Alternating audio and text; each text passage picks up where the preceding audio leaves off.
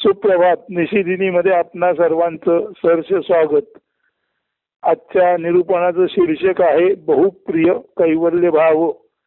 संस्कृत सुभाषित आहे, स्वभाव एव सर्वस्मय स्वगते किल सर्वदा अस्वभावे महद दुःखम स्वभावे केवल शमः. स्वभाव हाची आत्मा जो प्रत्येका अति प्रिय असे. स्वभाव स्थिती अति आनंददायी, स्वभाव त्याग फार दुःख देत असे. स्वभाव म्हणजे प्रत्येकाजवळ असला त्याचा त्याचा मूळ अस्तित्वाचा भाव किंवा असणेपणाची जाणीव. सर्वसाधारण आपण नेहमी मला असे वाटते, तुला तसे वाटते, माझे हे मत आहे, तुझे ते मत आहे या तऱ्हेचे बोलत असतो. त्यातील माझे तुझे ज्याबद्दल म्हटले जाते ती वेगवेगळी मतमतांतरे दृष्टिकोन असले तरी मूलतः हे माणूस या प्रजातीबद्दलच म्हणजे अखिल किंवा वैश्विक मानवाबद्दलच असते. वेगळ्या अर्थाने असणेपणाची शुद्ध जाणीव एकच, मात्र मतमतांतरे दृष्टिकोन यातील हा दर्शनी फरक असतो. तरीही असते सारे मानवाच्या शुद्ध अस्तित्वाबाबतच किंवा वैश्विक असण्याबाबतच. या शुद्ध केवळ असणेपणाच्या भावालाच स्वभाव म्हणतात. मतमतांतरे किंवा दृष्टिकोन यांना स्वभाव म्हणत नाहीत. तो वरकरणी फरक असला तरी मूलार्थाने मानवाचे असणेपण किंवा त्याची असणेपणाची जाणीव म्हणजेच स्वभाव जो प्रत्येकाला अतिप्रिय असतो. अशी असणेपणाची शुद्ध जाणीव घट्ट धरून ठेवण्यात जो आनंद असतो तो किंवा जो आनंद मिळतो तो स्वभाव स्थितीचा आनंद. त्याचा त्याग अत्यंत वेदनादायी क्लेशकारक असतो. त्याचाच परिणाम प्रत्येक आपल्या मीपणाला चिकटून राहतो, जे निश्चितच चूक आहे. मीपणाला न सोडणे हा मत, दृष्टिकोन, विचार यांचा दुराग्रह आहे. हे लक्षात आलेला ज्ञानी माणूस मत, दृष्टिकोन, विचार याबाबत आग्रही नसतो. मात्र तो आपल्या पूर्वग्रह विरहित मतमतांतरातीत ओनली टू बी म्हणजे आपल्या केवळ असणेपणाबाबत आपल्या आवड निवड रहित अक्रिय साक्षीत्वाबाबत, ज्याला choice plus awareness with witnessing म्हणतात, आपल्या उपस्थितीबाबत अत्यंत प्रेम असलेला असतो.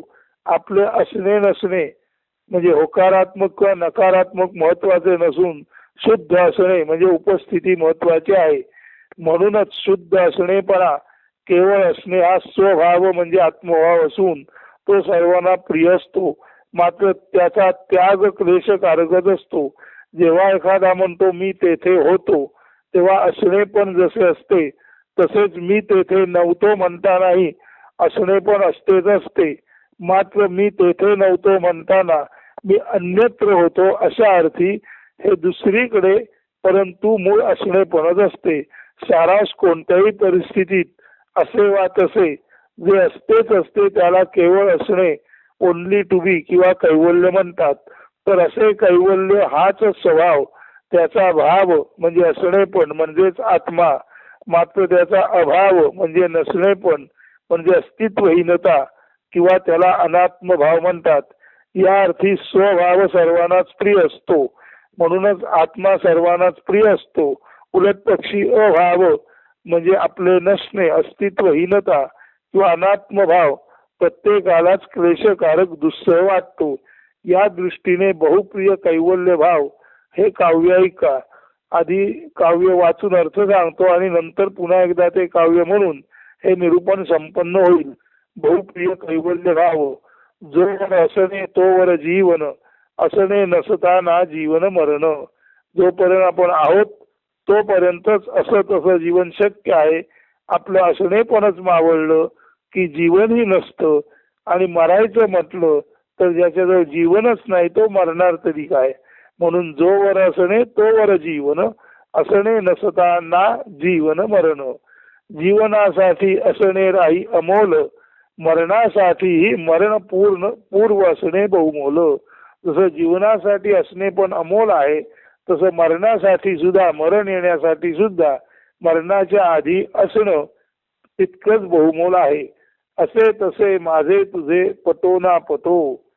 आपली मतं अशी असोत तशी असोत, माझं म्हणणं असं असो, तुझं म्हणणं तसं असो, तुझं पटो ना पटो, म्हणून असे तसे माझे तुझे पटो ना पटो, कधीच कुणास न वाटे असणेपणाचा धागा तुटो.